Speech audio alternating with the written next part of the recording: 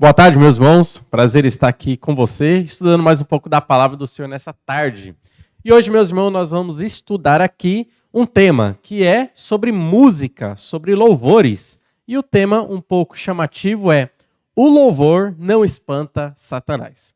Meus irmãos, vivemos em uma época em que as músicas e os louvores tomaram a centralidade de muitas igrejas e de muitos cultos.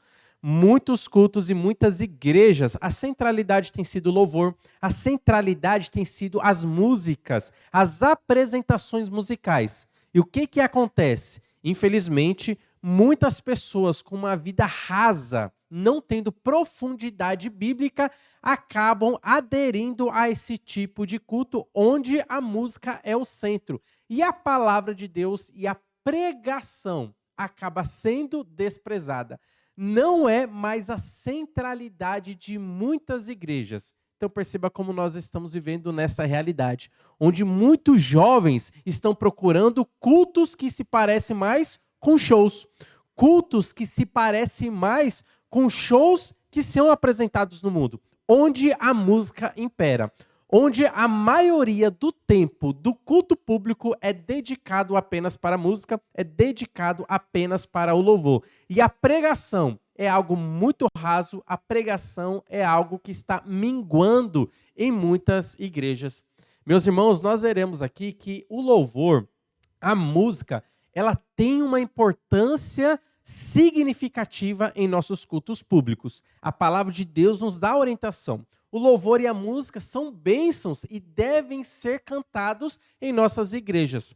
O cuidado que nós devemos ter é que a palavra de Deus seja a norma orientadora dos nossos cultos, da nossa vida, da vida da igreja, e não a música. Mas o que tem acontecido? Os papéis têm sido invertidos e muitas vezes a música tem tomado o lugar dos cultos. Olha só, Colossenses capítulo 3, versículo 16, é um versículo onde Paulo ele vai estar orientando que a música ela faz parte da vida de igreja, a música ela faz parte para adorar ao Senhor. Então note o que diz esse versículo de Colossenses capítulo 3, versículo 16. Diz assim: habite ricamente em vós a palavra de Cristo. Instruí-vos e aconselhai-vos mutuamente em toda a sabedoria, louvando a Deus com salmos e hinos e cânticos espirituais com gratidão em vosso coração. Meu irmão, a música é para Deus. Nós cantamos e louvamos em comunhão com os outros para louvar ao Senhor, para reconhecer publicamente, ali de uma forma com melodia e hinos e cânticos, a grandeza do Senhor e a glória do nosso Deus. E também o versículo está falando que todas as músicas, elas devem ser cristocêntricas. As músicas, elas devem ali realmente ser produzidas baseadas na palavra do Senhor. Infelizmente, algumas músicas nos dias de hoje são antropocêntricas. O que significa isso? O homem é o centro da música. Aquela música gira em torno de mim, das minhas vontades, do meu querer, dos meus sonhos. E não está girando mais em torno de Deus e da palavra de Deus, glorificando a Deus.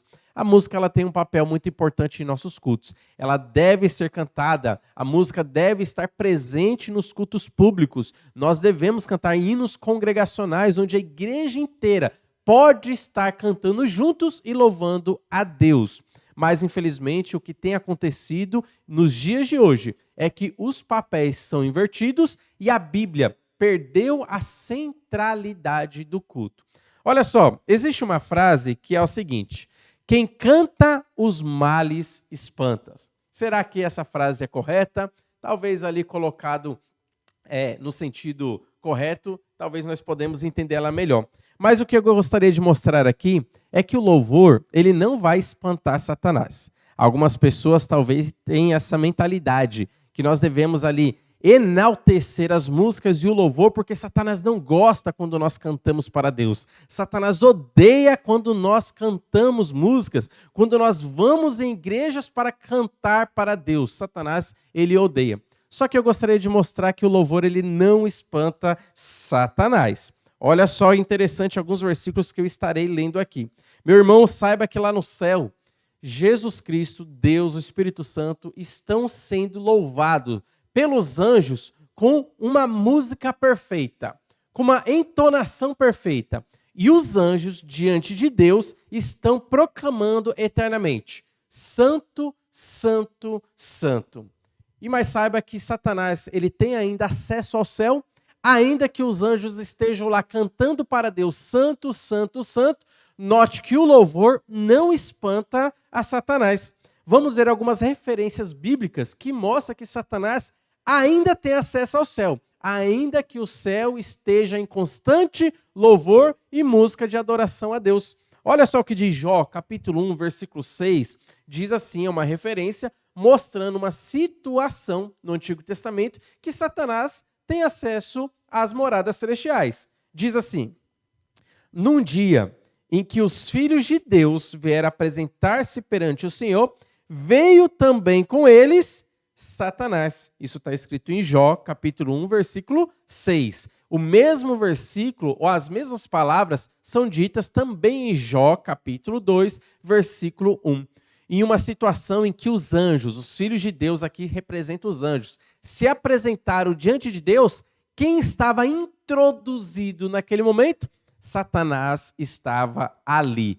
Note que a música celestial não espanta a Satanás. E os anjos, evidentemente, eles cantam louvores para Deus. No mesmo livro, em Jó, lá no capítulo 38, é dito para nós que enquanto Deus criava o mundo, o universo, os anjos, as estrelas, que são os anjos, os filhos de Deus, estavam cantando louvores a Deus no momento criacional, no momento da criação. Eles estavam glorificando a Deus, reconhecendo a grandeza de Deus, a onipresença, a onipotência, a onisciência de Deus. Eles estavam cantando. Mas note que os louvores do céu não espantam a Satanás. Olha só um outro versículo também.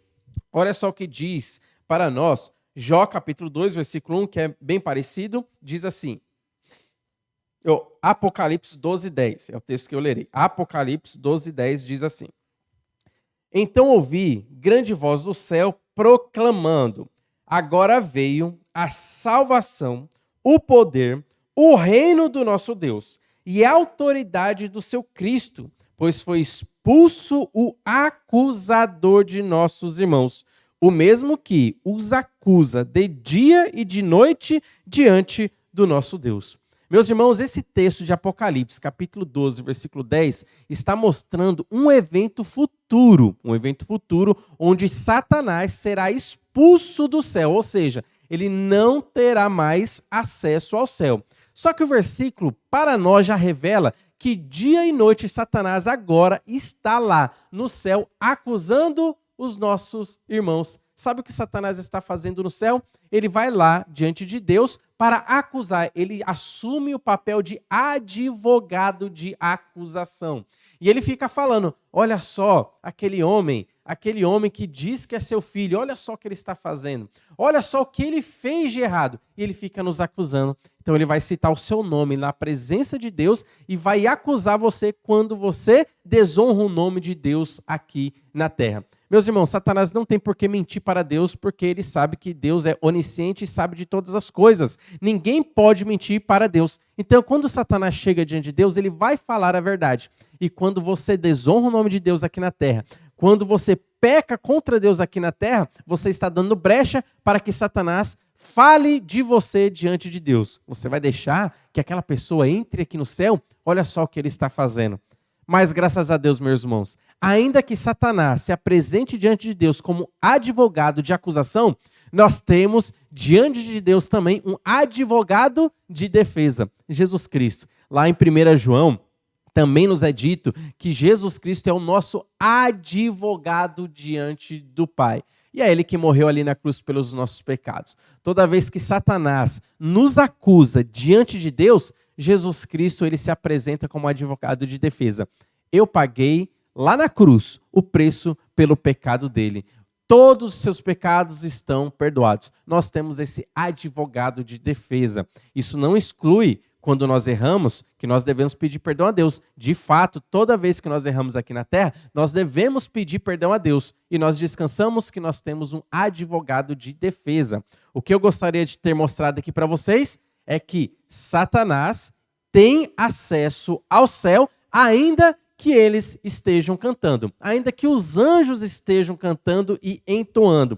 Note também uma outra situação, que aqui na terra, quando Jesus Cristo estava aqui, que ele estava ali no cenáculo e preste para ir para o Getsêmani, ou o jardim do Getsêmani, antes de ir para lá, Jesus entoou um hino, Jesus cantou. E isso não expulsou o príncipe deste mundo. Lá em Mateus capítulo 26, o versículo 30, é dito assim: e tendo cantado um hino, saíram para o Monte das Oliveiras. Depois de toda aquela instrução, da ceia que Jesus Cristo participou com seus discípulos naquele cenáculo, eles cantaram um hino e depois foram em direção ao Getsêmani. Mas isso também não expulsou o príncipe deste mundo, porque Jesus Cristo, nesse contexto, ele disse: vamos, levantemo-nos daqui, porque o príncipe deste mundo se aproxima. Satanás estava trabalhando e querendo atrapalhar a obra resoluta de Jesus Cristo para ir para a cruz. Ele tentou fazer de tudo para que Jesus Cristo desistisse de ir para a cruz. Ele usou Pedro para que Pedro tentasse convencer a Jesus Cristo. Ele usou as angústias, ele usou várias ferramentas para que Jesus Cristo não fosse para a cruz. Note mais uma vez, mais uma situação que o louvor não espantou Satanás. Meu irmão, mas o que a Bíblia nos ensina? Agora nós pensamos na realidade dos nossos cultos, você pensando na realidade, que igreja você está procurando para você. Nós precisamos pensar que nós devemos estar frequentando igrejas onde a centralidade é a pregação do Evangelho. A centralidade é falar de Jesus Cristo através da Bíblia. A centralidade é a palavra do Senhor. Ainda que os louvores tenham uma parte importante no nosso culto, nós devemos pensar o que está sendo passado para mim, o que eu estou me alimentando naquela localidade, o que eu estou me alimentando naquela igreja, o que está sendo a centralidade. Tem sido as músicas, os louvores, que ainda que sejam bonitos, mas será que está me dando realmente o crescimento espiritual? Está fazendo com que eu tenha uma vida fundamentada na palavra de Deus? Isso que nós devemos nos analisar. Mas eu gostaria de mostrar para você o que é que realmente espanta Satanás. Olha só o que diz Efésios capítulo 6, versículo 16 e 17. E você vai notar que não são os louvores que espantam Satanás. Por quê? Muitas igrejas que estejam cantando, Satanás não teria nenhum tipo de atuação ali. Mas olha só o que diz Efésios, capítulo 6, 16 e 17. Esse contexto vai mostrar para nós que a nossa luta não é contra o sangue e nem contra a carne, mas contra os poderes espirituais. E nessa luta, algumas ferramentas são nos dadas por Deus, algumas ferramentas, algumas armaduras, para que nós possamos resistir no dia mal. E essas ferramentas, algum desses utensílios, são o seguinte: o 16 diz assim: embraçando sempre o escudo da fé, com o qual podereis apagar todos os dardos inflamados do maligno, tomando também o capacete da salvação e a espada do Espírito, que é a palavra de Deus. Meu irmão, com a fé com a fé em Deus, nós podemos apagar todos os dardos inflamados do maligno. Quando o maligno nos ataca, quando o maligno ele insiste contra a nossa vida, como nós podemos estar apagando esses dardos inflamados? Com a fé baseada no Senhor. É submetendo a Deus, resistindo a Satanás, que ele fugirá de nós. Só que também Deus nos deu uma arma de ataque. E a Bíblia aqui fala sobre a espada do Espírito, que é a palavra de Deus. É a arma de ataque para que nós possamos também vencer o maligno. Lembra de Jesus Cristo, quando ele estava no deserto, em Mateus capítulo 4, onde ele foi tentado por Satanás, depois ali de 40 dias que ele passou no deserto, ali em jejum, ele foi tentado por Satanás. Como Jesus Cristo atacou a Satanás? Toda a artimanha, ou todo o dardo inflamado que Satanás jogava para Jesus, Jesus Cristo usava a palavra de Deus. E 3 vezes Jesus Cristo usou a palavra de Deus. Meu irmão, nem só de louvor vive um homem, mas de toda a palavra que procede da boca de Deus. Eu estou fazendo aqui uma adaptação para se encaixar nesse estudo. Mas perceba, nós devemos viver da palavra do Senhor. É a palavra do Senhor que vai nos dar sustância para o crescimento espiritual. É a palavra de Deus, o estudo da palavra, que vai nos dar o crescimento espiritual, direcionamento para que possamos glorificar e louvar melhor o Senhor, para que nós possamos ter músicas, hinos que entoem realmente e engrandeçam o nome de Deus. É a centralidade da palavra na minha vida e na vida na nossa igreja. Então, uma igreja, ela não deve viver apenas de louvor, mas a Bíblia deve ser central em seus cultos. O jovem, ou você, não deve viver apenas de louvor, buscando igrejas que estão ali entoando apenas louvores, mas nós devemos viver na centralidade das Escrituras. E eu gostaria de colocar para você, quantos hinos talvez você ouve num dia e quanto da Bíblia você tem se alimentado e lido. Faça isso na sua vida, analise isso no seu dia a dia. Quanto você tem se alimentado da palavra do Senhor? Ela é o nosso alimento para a nossa vida. Nós não podemos substituir as Escrituras por outras coisas. A Escritura deve ser o norte na nossa vida. E com ela, no nosso coração, nós vamos louvar ao Senhor. Com ela no nosso coração, nós vamos cantar músicas para o Senhor. Com ela em nosso coração e em nossa igreja, nós enalteceremos o nome do nosso Deus e glorificaremos Ele de uma maneira melhor. Porque a Bíblia está nos norteando, a Bíblia está nos orientando.